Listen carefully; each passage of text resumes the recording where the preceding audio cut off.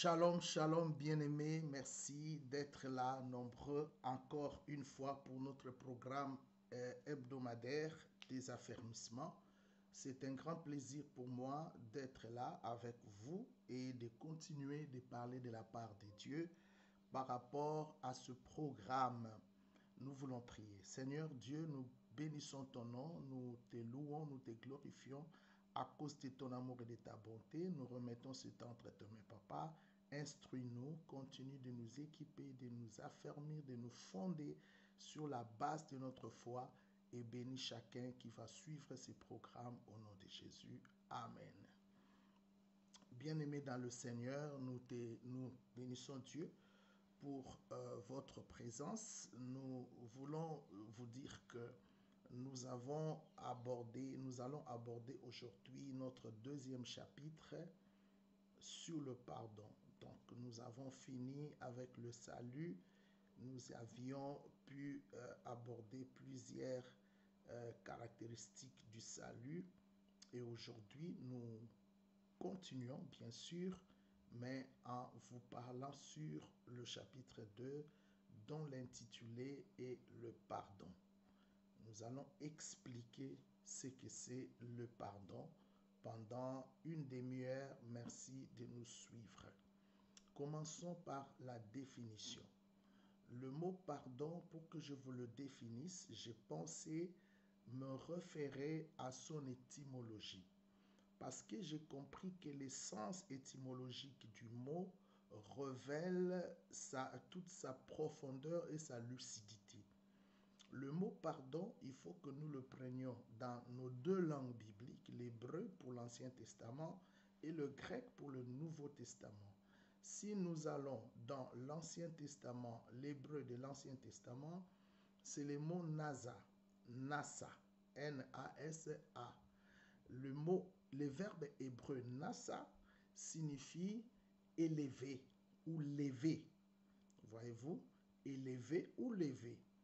Alors, il prend le sens de porter sa faute. Donc, je prends la faute de quelqu'un, je l'élève en dehors, je l'élève au-dessus de lui. Dans l'idée d'enlever. La faute est sur quelqu'un.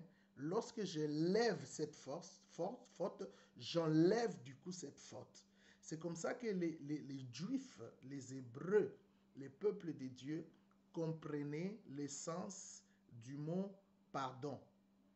Donc, il faut non seulement enlever la faute, lever les péchés, la peine, etc., le châtiment, il faut le séparer de l'homme qui a péché. En fait, dans l'entendement hébraïque, pardonner, c'est séparer la faute de la personne. Donc, si tu dis que tu pardonnes ton frère, la faute pour laquelle tu l'as haï, pour laquelle tu l'as condamné, pour laquelle tu l'as repoussé, tu dois le séparer de cette faute. C'est comme ça que on parlera de pardonner. C'est dans le sens de enlever, dans le sens de ôter, voyez-vous, dans le sens de emporter la faute ou le poids du péché loin de la personne victime du péché. Le grec pourtant du Nouveau Testament traduit les verbes aphiemi. Aphiemi de aphamai, littéralement par faire sortir. Faire sortir. Donc, je fais sortir la faute dans le cercle de dans la personne. Dans l'idée de renvoyer. Je renvoie la faute loin de la personne. Il signifie aussi remettre une dette. D'où la rémission de péché. Je remets la dette loin de la personne. Et si je la vois, je vois cette dette. Mais si je remets la dette, je sépare la personne de la dette. Et le substantif grec, c'est aphésis. Aphésis qui signifie remise ou pardon de péché. C'est comme ça que le Nouveau Testament traduit la rémission du péché. Donc la remise du péché, la remise des dettes, le renvoi de dettes, ou en d'autres termes, le fait de faire sortir quelqu'un de sa dette. Voilà ces deux définitions étymologiques en hébreu comme en grec. Alors, si nous lisons la Bible, on comprend qu'il y a deux pardons. La Bible parle des deux types de pardon. Il y a d'abord le pardon divin et puis il y a le pardon humain. Nous allons d'abord commencer par parler du pardon divin pour par après aborder le pardon humain. Le pardon humain qui n'est autre que la condition par laquelle le pardon divin est possible. C'est-à-dire, pour que le pardon divin ait lieu dans la vie du chrétien, il doit d'abord pardonner. La Bible dit, pardonnez-nous nos offenses comme nous pardonnons aussi à ceux qui nous ont offensés. C'est-à-dire, la condition du pardon divin est le pardon humain. Si moi je pardonne, alors Dieu va aussi me pardonner. En fait, si je ne pardonne pas, je n'arrive pas à pardonner, je ne peux pas aussi attendre à obtenir les pardons des dieux.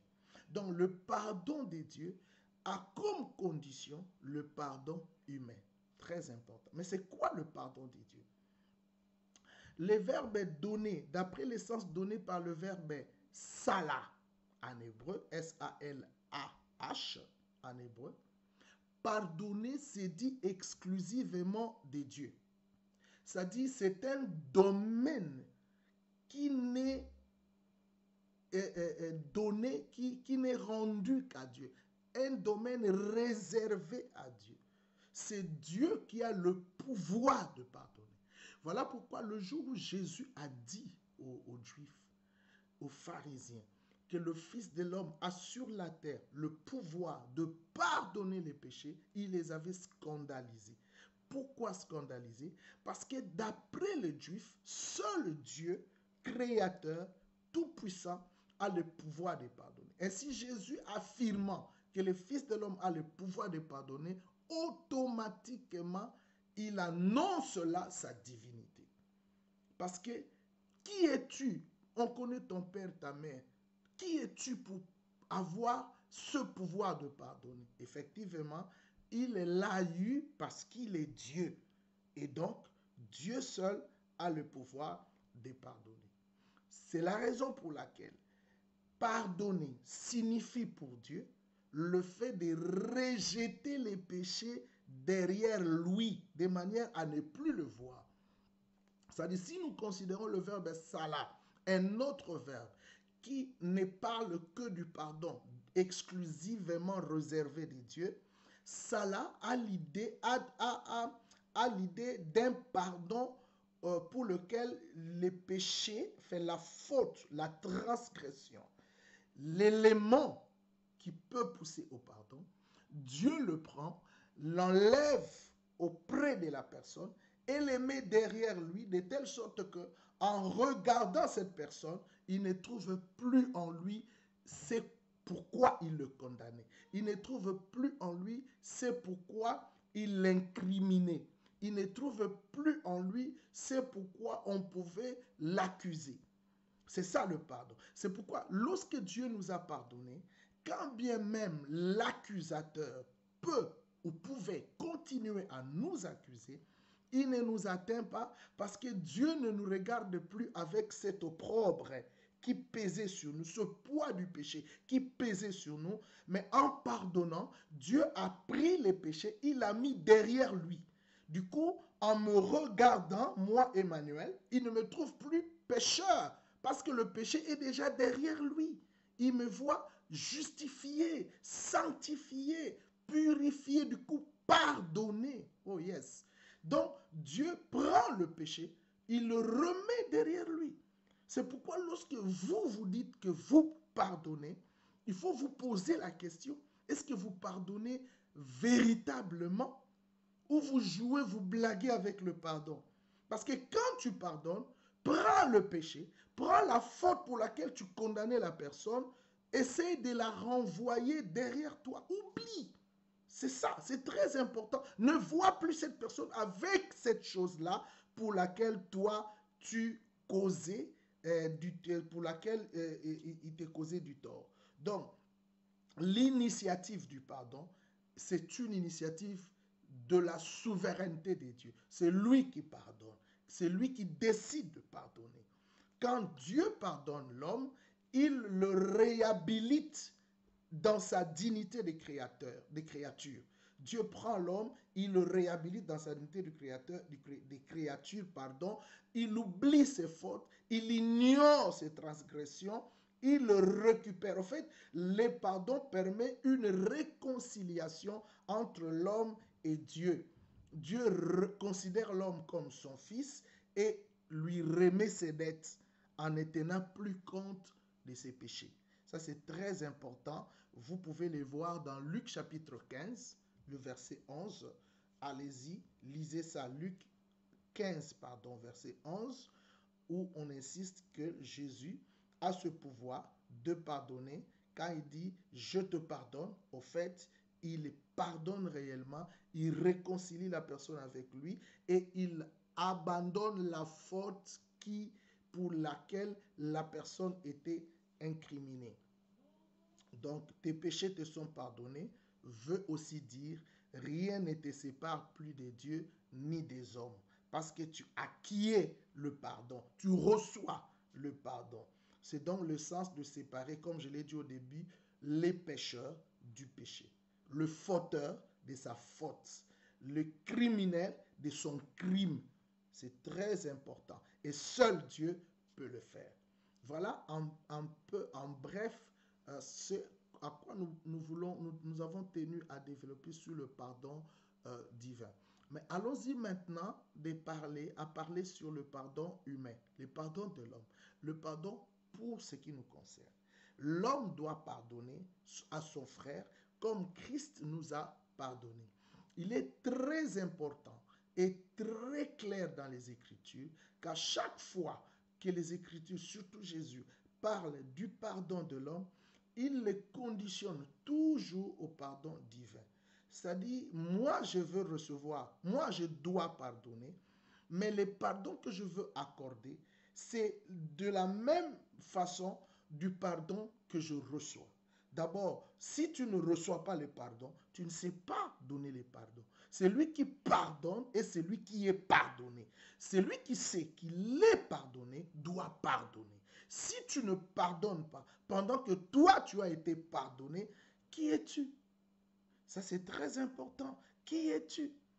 Donc le pardon humain découle du pardon divin. Le pardon humain dépend du pardon divin.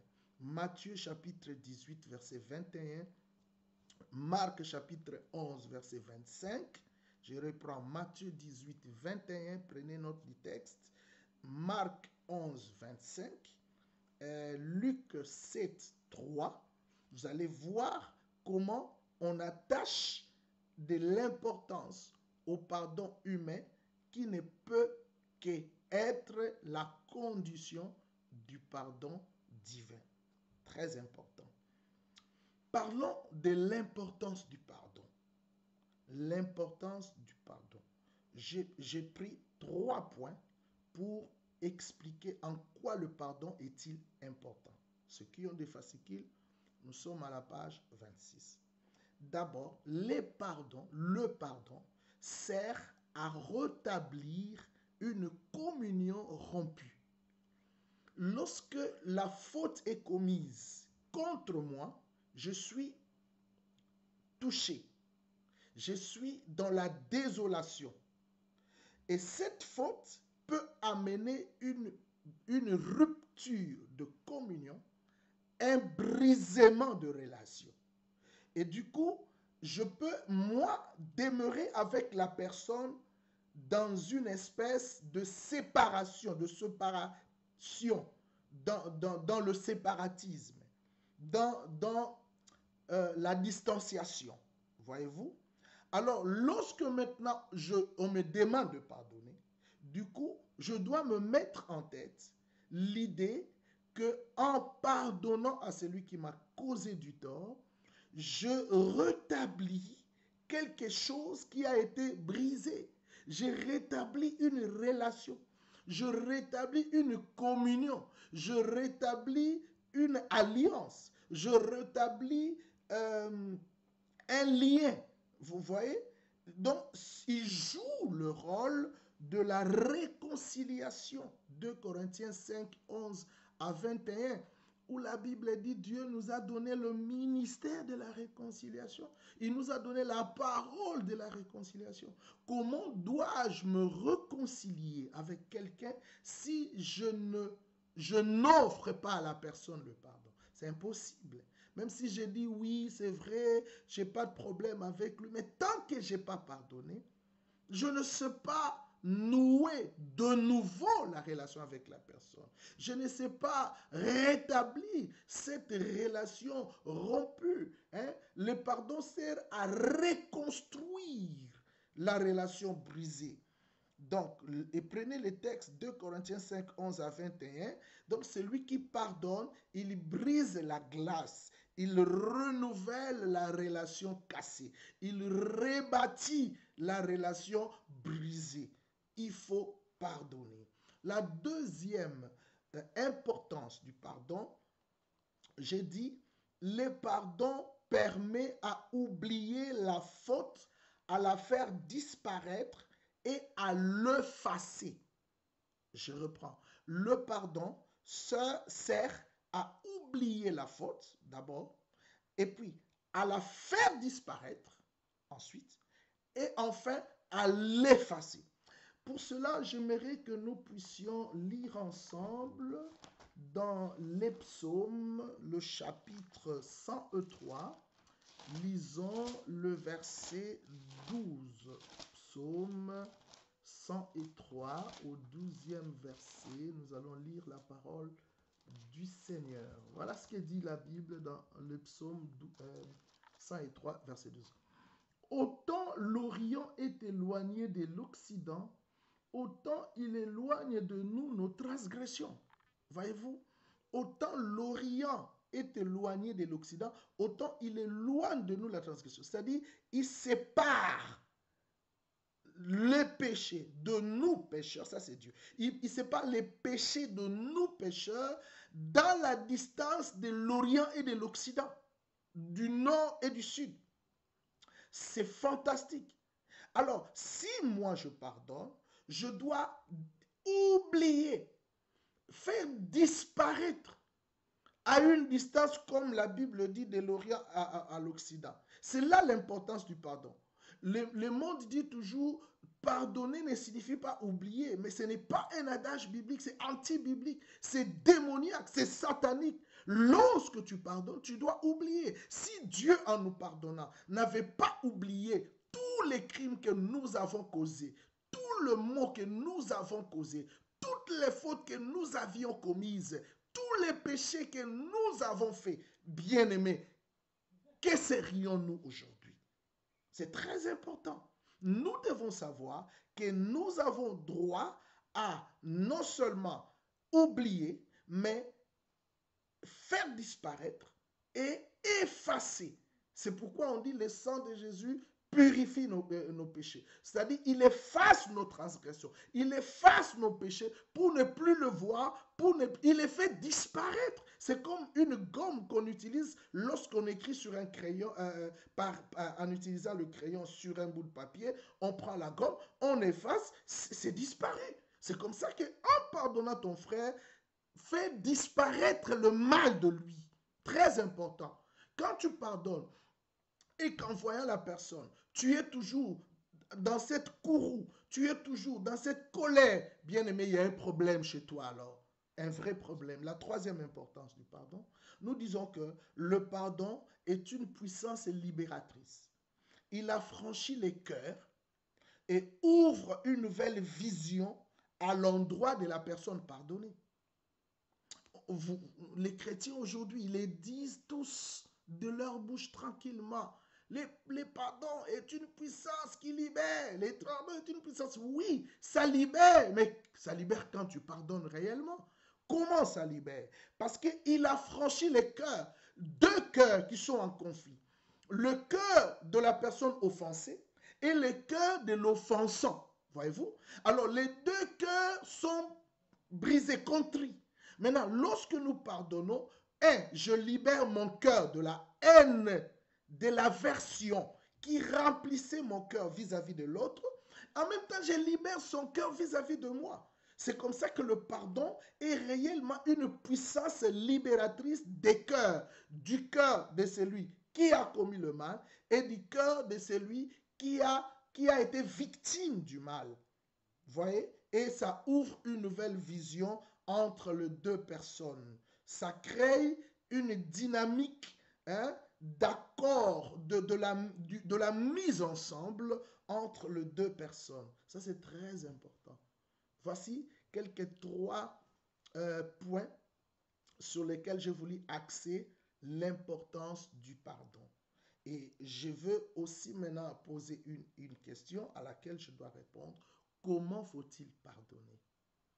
C'est une très belle question. Comment faut-il pardonner? Comment faut-il pardonner? Et pour pardonner, j'ai retenu quelques points. J'ai préparé pour vous quelques points.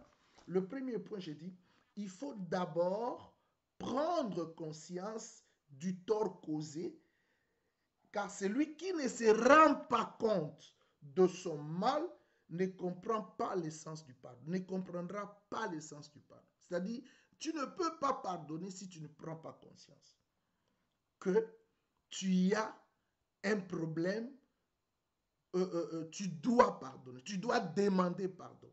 Hein, je parle des deux, celui qui doit demander et celui qui doit pardonner.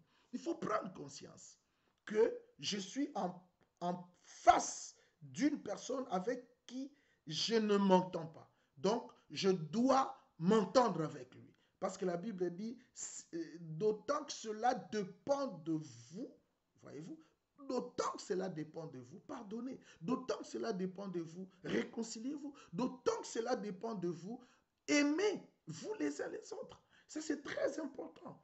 Ça dit, je dois d'abord, on commence là, prendre conscience de mon état, de mon attitude. Et quand je prendrai conscience, je passerai à la deuxième étape. Il faut un esprit d'humilité. Pour demander pardon, l'orgueilleux aura du mal à demander pardon et à pardonner.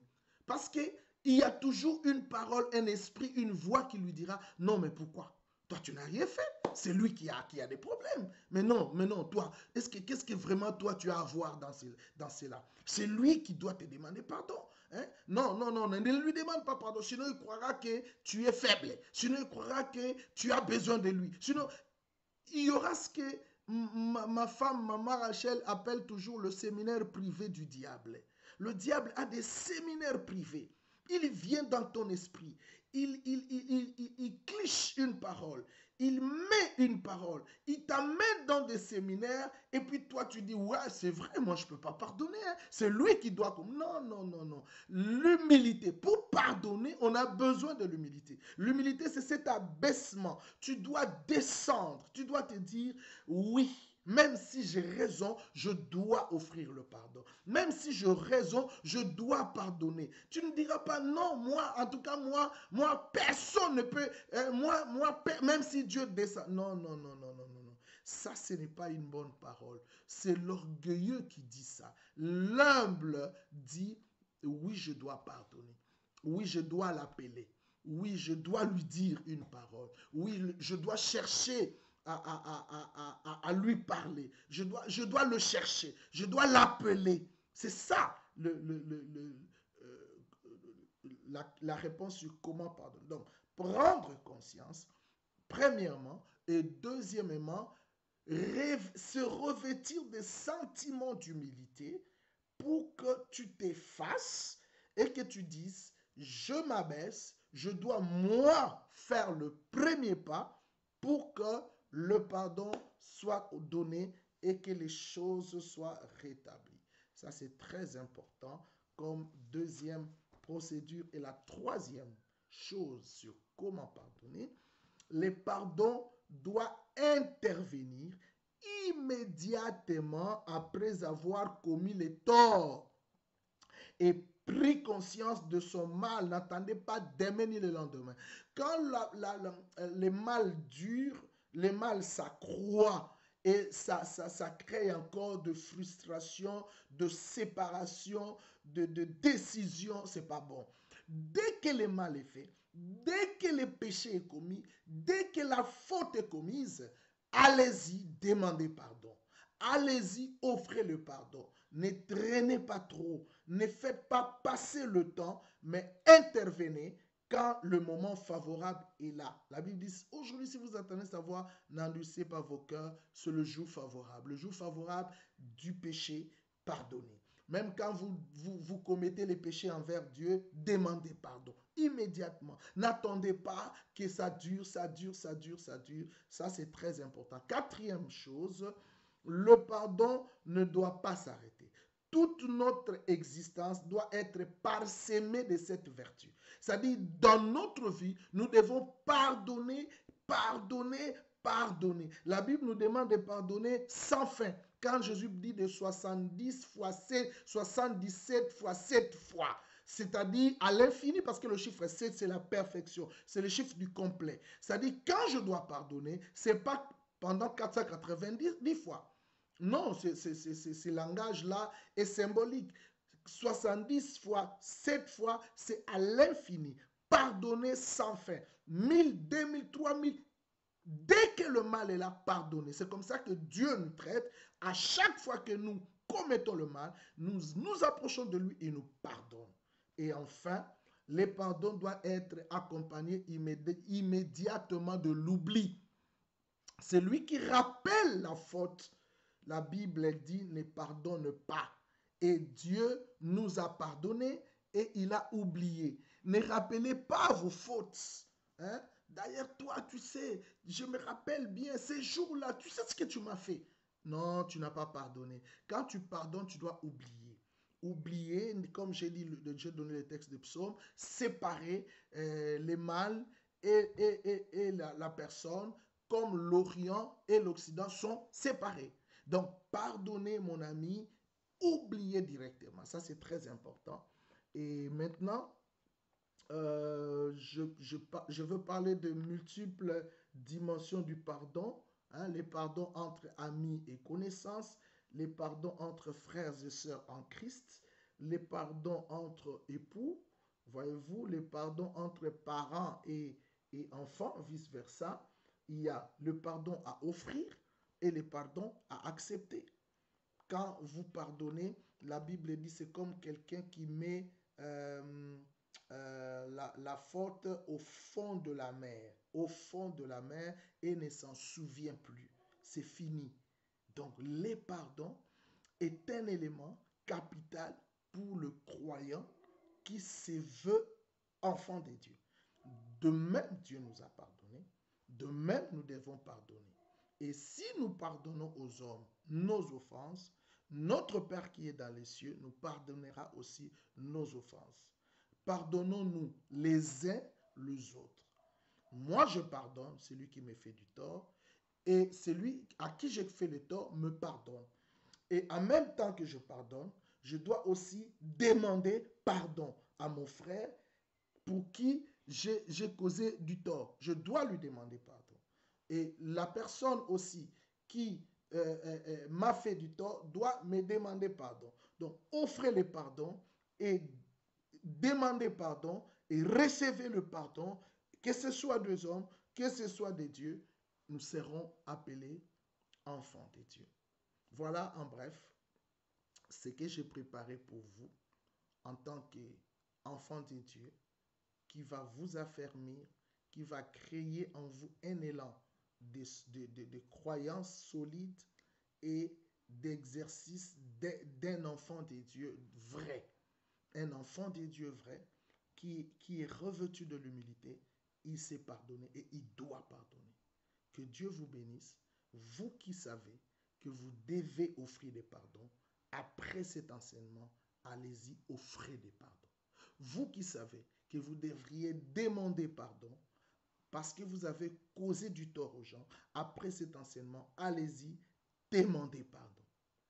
Vous qui savez que vous devriez vous réconcilier, Réconcilier signifie pas remettez-vous ensemble en couple, par exemple, ou remettez-vous en sortant ensemble, je ne sais pas moi, mais rétablissez cette relation, cette communion en vous appelant, en causant, c'est le plus important. Faites-les, Dieu sera dans la joie. Que Dieu vous bénisse. Je vais prier, Seigneur, que ce message prenne place dans nos cœurs, qu'il construise notre foi, afin que nous soyons des vrais chrétiens, des enfants de Dieu, comme tu le veux, qui savent pardonner.